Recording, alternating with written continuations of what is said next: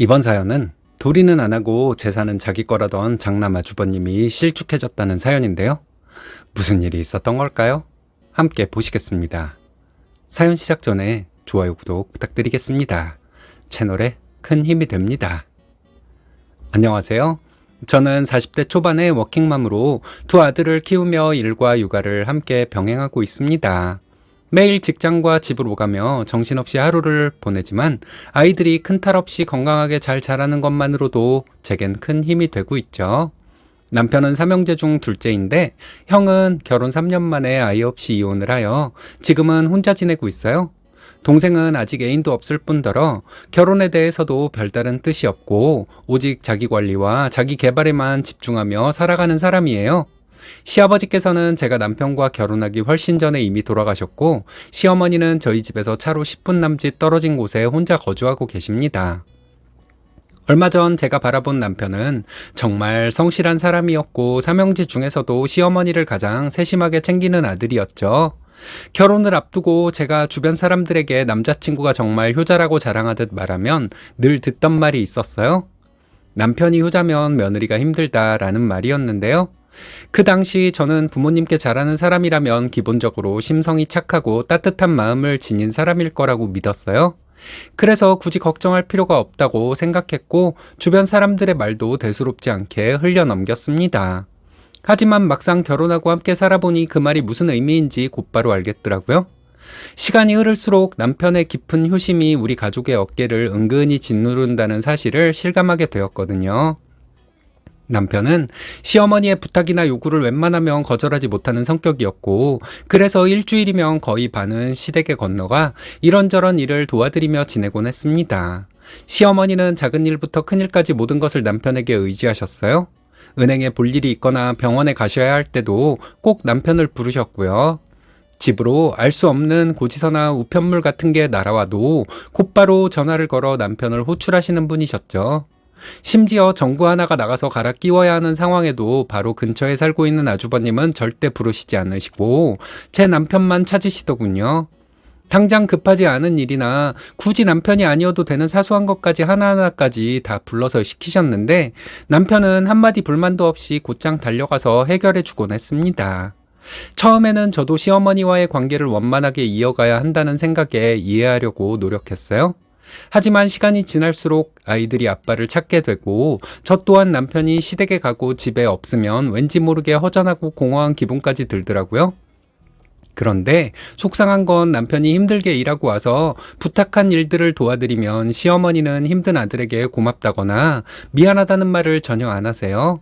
남편이 워낙 오래전부터 잘 챙겨드려서 그러신 건지 모르겠지만 모든 일을 너무 당연하게 여기시는 듯 했습니다. 그 모습이 쌓이고 쌓이다 보니 결국 제 마음속에는 서운함과 속상함이 자리를 잡게 되더라고요. 사실 아주버님도 시어머니 댁에서 그리 멀지 않은 곳에 살고 있어요.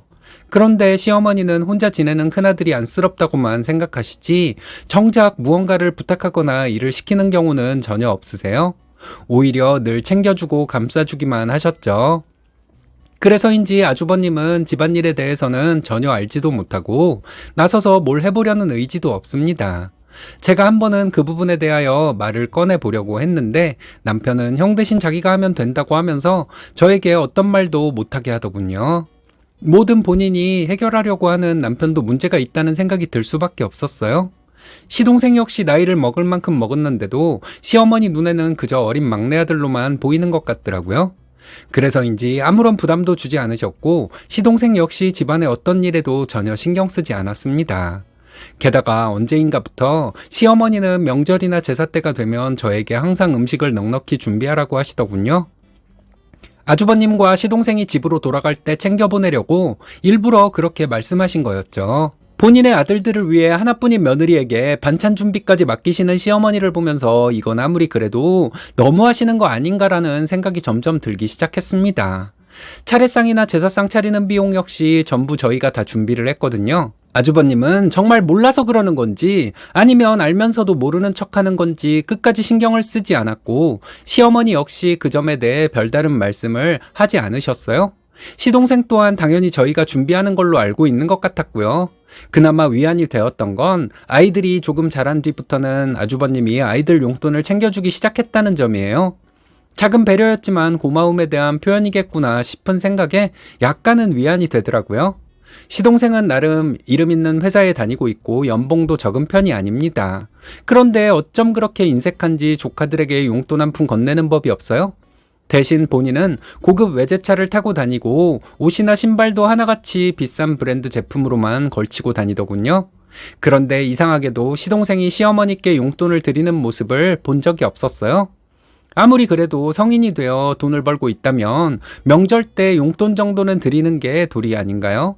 보다 못한 제가 남편에게 동생한테 어머님 용돈은 좀 챙기라고 말해보라고 했더니 남편은 그런 소리 하는 게 싫다면서 피하더라고요. 결국 제가 직접 시어머니께 여쭤봤어요. 어머님, 도련님이 용돈을 안 드리고 그냥 가면 서운하지 않으세요? 라고요. 그랬더니 시어머니는 웃으시면서 이렇게 말씀하시더군요. 걔는 아직 결혼도 안 했으니까 결혼하려면 돈도 모아야 하고 내가 돈이 없는 것도 아닌데 나중에 가정이 생기면 그때는 주겠지 뭐. 하시며 크게 신경을 쓰지 않더라고요. 하지만 제 눈에는 고급 외제차에 좋은 옷 잘 차려입고 빈손으로 찾아와 음식만 잔뜩 싸서 돌아가는 시동생이 너무 얄미워 보였습니다. 게다가 그런 행동을 아무렇지 않게 이해해주고 감싸주시는 시어머니를 보고 있자니 더욱더 어이가 없었죠. 저희에게는 뭐든 다 요구하시면서 다른 자식들에게는 오히려 퍼주려고 하니 말이에요. 속 없는 남편은 엄마가 나를 제일 믿으시잖아. 형이나 막내는 일을 해본 적이 없어서 일 잘하는 나를 시키는 거지. 하며 당연하다는 듯 받아들이는데 그럴 때마다 제 마음은 답답해졌답니다. 저희도 저희만의 생활이 있고 두 아이를 키우느라 정신없는 나날을 보내고 있는데 시댁 일까지 늘 따라붙으니 저로서는 불만이 쌓일 수밖에 없었죠. 그렇게 저는 시간이 흐를수록 남편이 어머님의 부탁을 거절하지 못하는 모습 때문에 속이 터지는 일이 잦았습니다. 아이들이 점점 커가는 과정에도 남편은 퇴근 후에 여전히 시어머니의 전화를 받고 시댁으로 달려가는 날이 많았어요. 가족과 함께 보내야 할 주말까지 어머님의 심부름으로 다 허비하는 경우가 한두 번이 아니었죠. 친척 결혼식 같은 행사도 마찬가지였어요. 큰아들 차를 타고 가셔도 될 텐데 꼭 저희에게 연락을 하셔서 같이 가자고 하십니다. 시어머니 자존심 때문인지 이혼한 큰아들은 친척 앞에 보이고 싶어 하지 않으시는 눈치였어요. 그러니 결국 모든 집안일이 저희 몫이 되는 거죠. 오랜만에 아이들과 나들이 계획을 세워도 막상 당일이 되면 엄마 집에 보일러가 고장난 것 같다네. 엄마가 몸이 안 좋다고 하시네. 엄마 집 TV가 갑자기 안 나온대. 등등 이런 이유로 약속을 취소하게 되거나 문제를 해결하고 오느라 시간이 늦어지는 경우가 반복되곤 했습니다. 그럴 때마다 아이들도 서운해하고 속상해하더라고요. 한 번은 큰아이가 학교에서 모범상을 받아온 날이 있었어요. 평소에 말수가 적고 소심한 아이라 늘 신경이 쓰였는데 이번 기회에 아이의 자존감을 높여주고 용기를 북돋아주고 싶었습니다. 그래서 남편 퇴근 시간에 맞춰 치킨과 피자도 배달시켜 놓고 큰맘 먹고 아이가 좋아하는 아이스크림 케이크도 준비해 둔 다음 온 가족이 아빠를 기다리고 있었죠. 그런데 남편은 집에 들어서자마자 아이 얼굴을 보는 대신 공구 가방부터 챙기더니 챙겨 들고 나가는 거예요. 하필이면 그날 시어머니께서 세탁기가 이상하다면서 빨래가 안 돌아간다고 전화를 하신 겁니다. 저는 집을 나서는 남편에게 오늘 축하할 일이 있으니 빨리 끝내고 오라고 당부를 했어요. 남편은 알겠다고 대답하며 나갔지만 치킨이 도착하고 한참이나 시간이 흘러도 돌아오질 않는 거예요. 생각 끝에 전화를 했더니 시어머니 혼자 저녁 드시기 싫다고 남편에게 저녁까지 먹고 가라고 하셨다고 하더군요. 그래서 시어머니와 함께 저녁을 먹고 있다면서 저희끼리 먹으라고 하는 거예요. 그 순간 제 속은 정말 뒤집히는 것 같았습니다. 아빠를 손꼽아 기다리던 큰아이는 결국 다 식어버린 치킨과 피자를 먹으며 실망한 표정을 감추지 못했죠. 아빠에게 자랑하려고 손에 들고 있던 상장을 결국 보여주지도 못하고 그냥 식탁 위에 내려놓고 방으로 들어가 버리더라고요. 어깨가 축 처진 아이의 모습을 보고 너무 안쓰럽고 화가 났답니다. 아빠에게 칭찬받을 생각에 엄청 기대를 하고 있었을 텐데 말이에요. 저녁을 먹고 시어머니 댁 다른 곳까지 손봐주고 왔다면서 밤늦게서야 집에 들어오는 남편에게 그동안 쌓였던 불만을 한꺼번에 쏟아버렸습니다. 당신이 어머님 집 수리기사야? 혼자 사시면서 빨래가 얼마나 된다고 세탁기 하루 안 돌리면 큰일이라도 난데?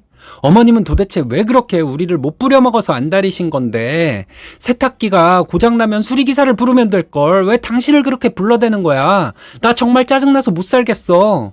하고 말해버렸죠. 남편은 갑작스러운 제 반응에 의아한 표정을 지으며 왜 갑자기 그러냐고 묻더군요. 저는 참지 못하고 더 큰 목소리로 말했어요. 이런 일들이 하루 이틀도 아니고 툭하면 시어머니가 불러대는데 오늘같이 중요한 날까지도 그래야 했냐고, 애들이 아빠를 얼마나 기다렸는지 진짜로 모르냐고 이성을 잃고 소리를 질러댔습니다. 물 한 잔을 마시려고 부엌으로 들어간 남편은 식탁 위에 놓여있는 아들의 상장을 그제야 보게 되었죠. 그 순간 상황을 이해한 듯 표정이 굳더니 미안하다며 고개를 떨구더군요. 저는 속상해하고 있는 아이를 달래어 데리고 나와 준비해둔 아이스크림 케이크를 남편과 아이들과 함께 먹었습니다. 남편도 큰아이에게 정말 미안하다고 말하고는 진심으로 축하한다는 말을 해주더라고요. 하지만 이미 상처받은 아이의 마음이 완전히 풀리지는 않았고, 저 역시 그날 자리에 누울 때까지 속상한 마음이 가라앉지 않아 한마디를 더 했습니다. 당신은 도대체 누구의 남편이고 누구의 아빠냐고, 언제까지 어머니 뒤치다꺼리 하느라고 처자식을 나몰라라 할 거냐고, 그럴 거면 어머니랑 둘이 살지 그러냐고요. 그러자 남편은 제 말이 옳다는 듯 고개를 끄덕이면서도 이렇게 말하더군요. 당신 말이 맞아. 그런데 내가 가서 해드리면 금방 끝날 일을 뭐하러 큰돈 들여서 기사를 불러. 그리고 형이나 막내는 원래 이런 거 잘 안 하잖아. 이 말을 듣는 순간 제 속은 더 답답했습니다. 결국 남편은 모든 부담을 스스로 떠안고 있으면서도 그걸 당연한 듯 합리화하고 있었던 거예요. 저는 도저히 납득할 수 없었고 그날 밤 남편과 크게 다투고는 밤잠까지 설치게 되었네요. 사실 저희는 아이 둘을 키우면서 맞벌이를 하고 있지만 생활이 그렇게 넉넉하지는 않습니다. 두 아이 교육비에다 아직 다 갚지 못한 아파트 대출금까지 남아있어 늘 허리띠를 졸라매고 절약하며 살고 있거든요. 저희가 일일이 드는 비용에 대해 말을 하지 않아서 그런지 시어머니는 저희가 여유있고 넉넉한 줄 아시는 모양이에요. 툭하면 너희는 둘이서 벌어서 쓰니 그래도 여유가 있지 않니? 이런 식으로 말씀을 하시니 그 말을 들을 때마다 정말 속이 상하고 억울하더라고요. 남편과 제가 맞벌이를 한다고 해서 돈이 남아도는 것도 아니고 정작 저희 현실은 아이들 키우느라 허덕이고 있는데 말이죠. 그렇다고 시어머니 앞에서 앓는 소리를 하고 싶지도 않았습니다. 시아버지 제사 때 있었던 일이에요. 음식을 준비를 하고 있는데 시어머니가 슬쩍 다가오시더니 뜬금없이 내년부터는 제사를 아예 너희 집에서 지내는 건 어떠냐? 음식하러 오는 것도 귀찮지 않니? 하시는 겁니다. 남편이 둘째임에도 불구하고 제사까지 슬쩍 저희에게 맡기시려고 하는 눈치셨어요. 솔직히 내키지 않았지만 대놓고 싫다고 하기도 그래서 집에서 먼 거리도 아닌데요 뭘. 당분간은 여기서 지내고 나중에 한번 생각해 볼게요. 라고 해버렸습니다. 솔직히 저희가 제사를 지낸다고 아주버님이 제사 비용을 보태주실 것도 아니고 그렇다고 시동생에게 달라고 할 수도 없는 일이니까요. 그동안 시어머니가 저희에게 하는 태도에 서운한 적은 많았지만 그래도 며느리라고 저밖에 없었기 때문에 책임감으로 명절이나 제사 음식 준비는 묵묵히 해왔거든요. 하지만 제사 자체를 저희 집에서 떠안으라는 건 이야기가 전혀 달랐습니다. 원래 집안일은 결국 하는 사람이 계속하게 된다고들 하는데 저희가 딱 그 모양이더라고요. 삼형제 중에서 제일 호구처럼 보였던 게 바로 저희 부부였던 거죠. 만약 시어머니나 아주버님이 제사 비용이라도 조금 챙겨주셨다면 저도 어느 정도 고민 끝에 받아들일 수 있었을지 몰라요. 아시다시피 요즘 물가가 너무 올라서 시장을 보려면 비용이 엄청 들잖아요. 제사 한번 지내려면 들어가는 비용이 만만치 않은데 저희더러 돈을 돈대로 쓰고 일까지 다 맡으라니 솔직히 내키지 않았습니다. 사실 시어머니는 돈이 없으신 분이 아니세요. 오래전에 시아버지 살아계실 때 정육점을 꽤나 크게 하셨는데 돈을 엄청 벌었다고 들었거든요. 지금도 남편이 어머님을 모시고 은행에 가는 걸 보면 대부분 적금 만기가 되어 새로 넣으실 때라더군요.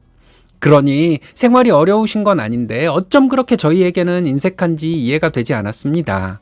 작년에 큰아들이 초등학교에 입학했을 때도 조금 서운했었거든요. 남들은 할아버지 할머니가 책상이나 가방을 사주었다고 자랑하던데 시어머니는 손자 입학 선물로 가방 하나를 안 사주시더라고요. 물론 꼭 사주셔야 하는 건 아니지만 돈이 없으신 분도 아니면서 솔직히 서운한 생각이 들었습니다. 게다가 더 어이가 없는 일은 몇 달 전에 벌어졌답니다. 시아버지 고향에 오래전에 사두신 땅이 있었는데 그동안은 친척분이 농사를 지으셨다더군요.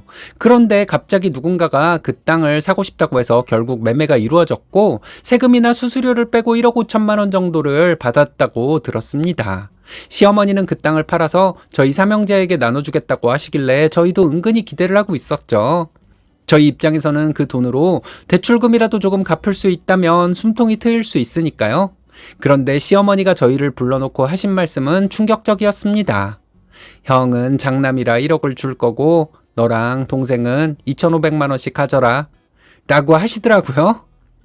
그 말을 듣는 순간 묘한 기분이 들었습니다. 지금까지 살아오면서 남편은 시어머니가 부르실 때마다 싫은 내색 한 번 없이 달려가 시키는 일도 뭐든 다 해주었는데 너무하신다는 생각이 들더군요. 집안의 크고 작은 일은 다 맡아서 했고 누구보다도 옆에서 살뜰히 보살펴드렸는데 정작 아무것도 하지 않은 아주버니에게 1억이라는 큰 돈을 준다는 게 말이나 되나요? 아주버님은 평수가 크진 않아도 본인 명의로 된 집도 있었고 혼자 살아가기에 충분할 만큼 월급도 받고 있거든요. 그런데도 시어머니 눈에는 이혼하고 혼자 사는 모습이 그렇게 짠하게만 보이시는가 봅니다. 하지만 제 눈에는 오히려 삼형제 중에 저희 남편이 제일 안쓰럽고 짠하다는 생각이 들거든요. 아이들 키우느라 정신없이 일하고 주말이면 쉬지도 못한 채 어머님 댁에 불려다니며 굳은 일을 도맡아 해왔으니까요. 그동안 살면서 시어머니께 돈을 달라고 한 적도 없고 바란 적도 없지만 아주버님만 감싸고 도는 시어머니의 모습을 보니 더는 잘해드리고 싶다는 마음조차 사라지더라고요. 남편은 원래 워낙에 내색을 잘 하지 않는 사람이라 대놓고 서운함을 드러내지는 않았지만 그날만큼은 굳어버린 표정을 숨기지 않더군요. 남편의 그 표정을 보는 순간 마음이 아팠습니다. 아무것도 하지 않는 장남과 차별이 너무 심해서 속상했던 거지. 그렇다고 저희에게 많이 달라는 건 결코 아니었어요. 더 당황스러웠던 건 그 이후에 시동생의 반응이었습니다. 시동생이 시어머니께 똑같은 아들인데 차별을 하면 어떡하냐고 5천만 원씩 똑같이 나눠줘야 하는 거 아니냐고 했대요. 솔직히 저는 그 말을 전해 듣는 순간 참 씁쓸했어요. 돈의 액수 문제라기보다 저희가 그동안 시어머니와 가족을 위해 해왔던 일들을 전혀 인정받지 못했다는 사실이 더 마음을 아프게 만들었거든요. 정말 우리 부부가 해온 모든 일들이 단순히 당연한 희생으로만 여겨지고 아무것도 아니었던 걸까 하는 생각에 속도 상하고 서글퍼지더라고요. 차라리 돈을 주신다고 하지 않았으면 오히려 마음이 이렇게까지 힘들지 않았을 것 같다는 생각까지 들었으니까요. 생각할수록 화가 치밀어 오르길래 남편에게 말했습니다. 당신은 안 속상해? 그동안 어머님을 위해서 얼마나 열심히 해왔는데 아무리 생각해도 이번 일은 진짜 너무하신 것 같아. 그러자 남편은 내가 뭘 바라고 지금껏 한 일들은 아니지만 솔직히 돈을 떠나서 형만 그렇게 챙긴다는 게 좀 서운하긴 하네. 며느리가 당신 혼자라 얼마나 고생하는데 엄마는 그런 생각조차도 못하는 것 같아 하더군요. 저는 서운한 건 너무 당연한 거야. 그동안 당신이 뭔가를 바라고 한 일은 아니었지만 이번 일은 누구라도 서운해할 만하지 라고 달래주었습니다. 남편 역시 차라리 돈을 받지 않았을 때가 오히려 마음이 편했던 것 같다고 하면서 받고도 기분이 좋지 않을 것 같다고 했죠. 그런데 그날 이후로 남편의 행동에 변화가 생기기 시작했어요. 시어머니가 부르시면 단번에 달려가던 사람이 한참 후에 나가기도 하고 아예 바쁘다는 핑계를 대고 안 가기도 하더라고요. 그리고 주말에는 오히려 남편이 먼저 아이들을 데리고 바람 쐬러 가자고 제안을 하기도 했고 정말 오랜만에 온 가족이 함께 영화관도 다녀왔습니다. 아이들이 너무나 즐거워하는 모습을 보니 괜히 제가 더 미안할 정도였죠. 그 뒤로도 남편은 시어머니께서 부르시면 꼭 필요한 경우가 아니면 가지 않겠다고 했고 그럼에도 기어이 와달라고 하면 큰형한테 전화를 해보라고 하고 끊더라고요. 정말 이해할 수 없었던 건 아주버님도 시어머니도 남편이 왜 그렇게 서운한지조차 눈치채지 못했다는 사실이었습니다. 아니 어쩌면 모른 척 하시는 건지도 모르겠지만요. 그래도 남편은 워낙에 심성이 착한 사람이라 아이들과 외출했다 돌아오면 가끔 혼자서 시어머니께 다녀오기도 했어요. 시어머니 생신이 다가올 무렵 남편이 제게 이번 생신은 아무것도 준비하지 말라고 하더니 형이랑 동생한테 외식하자고 했고 비용을 똑같이 나눠서 내자고 했다고 하더군요. 그 말에 저는 깜짝 놀랐습니다. 평소대로라면 남편은 절대 그런 말을 할 수 있는 사람이 아니거든요. 그래도 생신인데 미역국 한 그릇은 제 손으로 끓여드리는 게 맞는 것 같아서 전날 밤에 끓여놓았다가 반찬 몇 가지와 함께 가지고 갔습니다. 약속 장소에서 다 같이 만나 저녁 식사를 하고 난 뒤 계산은 남편이 했고 모두 함께 시댁으로 가 케이크도 자르고 아이들이 축하 노래도 불러주었어요. 과일을 먹으면서 남편이 시어머니도 계신 앞에서 아주버님과 시동생에게 오늘 저녁 식사 비용은 계산해서 계좌번호 보낼 테니 입금을 하라고 하더라고요. 남편의 말에 아주버님도 시동생도 별말 없이 알겠다고 하더군요.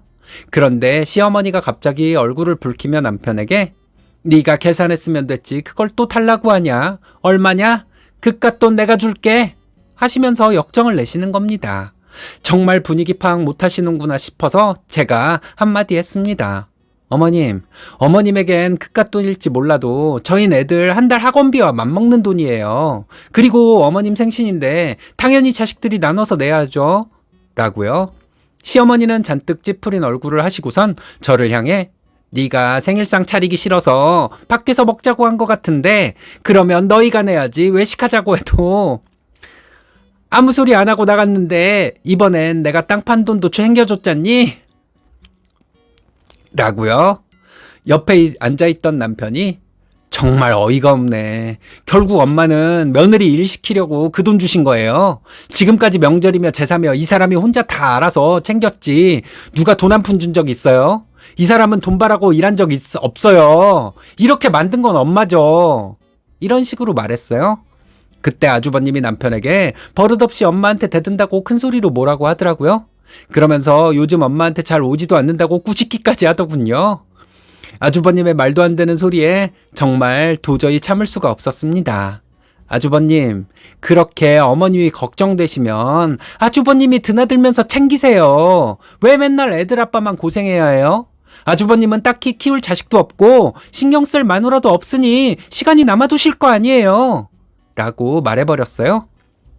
아참, 그리고 앞으로 제사도 아주버님이 지내세요. 요즘은 시장 가면 제사 음식 다 만들어서 팔아요. 그리고 배달까지 해주는데 아시죠? 돈만 있으면 안 되는 게 없는 세상이잖아요. 그동안 아주버님 돈 한 푼 안 내놓으셨고 이번에 큰 돈 받으셨으니 그 돈이면 평생 제사상 차리고도 남을 겁니다. 모자라면 저희가 받은 돈까지 드릴게요.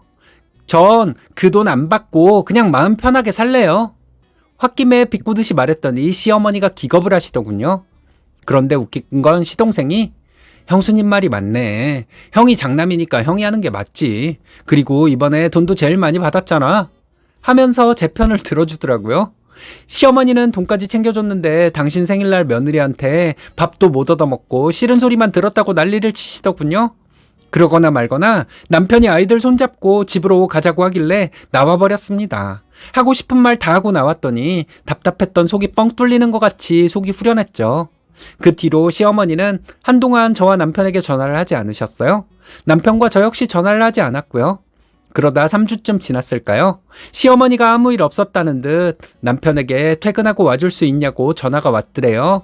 남편은 일이 있어서 못 갈 것 같다고 거짓말을 하고 안 갔다고 하더라고요. 그리고 몇 번 더 전화가 왔었지만 남편은 계속 시어머니의 부름을 거절했습니다. 착한 사람이 화가 나면 더 무섭다더니 남편이 그런 면이 있을 줄 생각지도 못했네요. 그리고 몇 주가 더 지나고 주말에 시어머니가 저희 집을 직접 찾아오셨어요. 솔직히 역정을 내며 난리를 치실 것 같아 마음의 준비를 하고 있었습니다. 하지만 시어머니는 조용히 들어오시더니 첫마디가 미안하다는 말씀이었습니다. 그리고 본인 생각이 짧았다고 하면서 늘 곁에서 도와주는 아들과 며느리라 당연하다고 생각하고 살았대요. 그런데 막상 저희들이 전화도 안 하고 오지도 않으니 너무 허전하고 쓸쓸했다고 하면서 울먹이시기까지 하셨습니다. 아주버님도 그날 이후로 시어머니께 전화 한 통 없었다고 하더군요. 그리고 자기한테 제사 맡길 생각 절대 하지 말라고 하더랍니다. 와, 이 개새끼 진짜. 시동생이야 원래 자기 몸 챙기기 바쁜 사람이라 전화가 없었다고 했고요. 그래도 지금까지 둘째 아들과 며느리가 곁에서 다 챙겨줬었는데 앞으로 아무도 자기를 보러 오지 않을 것 같다는 생각에 막막했었다고 하는 거예요. 시어머니는 너희들이 나를 위해 얼마나 희생을 했는지 이제야 알 것 같아. 그동안 속상한 게 있었다면 다 용서해라. 그리고 제사든 생일이든 너희 마음 가는 대로 하고 살아도 되는데 대신 나를 안 본다고는 하지 말았으면 좋겠다. 라고 하시는데 시어머니가 한없이 작아 보였습니다. 그리고 저는 그 말씀이 단순히 저희를 설득하기 위한 말이 아니라 진심이라는 걸 알 수 있었어요. 그날 이후로 시어머니는 눈에 띄게 달라지셨습니다. 예전에는 사소한 일에도 무조건 남편부터 부르셨는데 이제는 정말 급한 일이 아니면 연락을 안 하시더라고요. 그마저도 남편의 눈치를 보면서 부탁을 하시는 모습이 보였습니다. 저한테도 마찬가지로 예전에는 아무렇지 않게 요구하시던 일들을 이제는 부탁조로 말씀하셨고 먼저 제 의견을 물어보시는 경우가 많아졌어요. 그 덕분에 제 마음은 훨씬 편안해졌고 집안일이나 가족 일정도 제 생각대로 조절하고 하고 싶은 일들을 부담 없이 할 수 있게 되었죠. 남편 역시 효자 역할에 얽매이지 않고 우리 부부와 아이들을 중심으로 생활을 하려고 노력한답니다. 이런 변화 덕분에 집안 분위기가 훨씬 안정적이고 편안해졌고 저 역시 예전처럼 속을 끓이며 고민하거나 스트레스를 받지 않고 지낼 수 있게 되었죠. 최근에 시어머니가 남편에게 이런 말을 하셨다고 해요. 이 집은 아들 셋 중에 나를 위해 가장 많이 고생하는 너희에게 줄 생각이다. 라고요. 나중에 다른 형제들 얘기도 들어봐야 하고 그 집이 우리한테 올지는 모르겠지만 기분이 나쁘진 않더군요. 하지만 사실 저는 시어머니가 집을 저희에게 주신다는 말보다는 예전에 힘들었던 삶에서 자유로워진 것에 더 의미를 두고 싶어요. 돌아보면 힘든 순간이 많았지만 그 시간이 있었기에 지금의 변화를 더 소중하게 느끼는 것 같습니다. 이제는 누군가의 기대에 끌려가며 사는 게 아니라 우리 가족을 중심으로 편안하게 지낼 수 있어서 마음이 한결 가벼워졌답니다. 이제는 아이들과 남편 그리고 저를 위해 더욱더 열심히 살아갈 생각입니다. 시어머니가 늦게나마 올바른 생각을 가진 것은 다행이네요. 하지만 주는 건 받으셔야 됩니다. 고생은 고생대로 하고 다른 형제랑 재산 똑같이 받으면 그것만큼 분한 것도 없어요. 좀 더 시간이 지나면 형제 간의 암투가 시작될 거예요. 그 투쟁에서 승리하는 것이 내 아이들을 위한 길입니다. 아주버님이나 시동생이 재산 더 받고 거들먹거리면 그 꼴 어떻게 보시겠어요?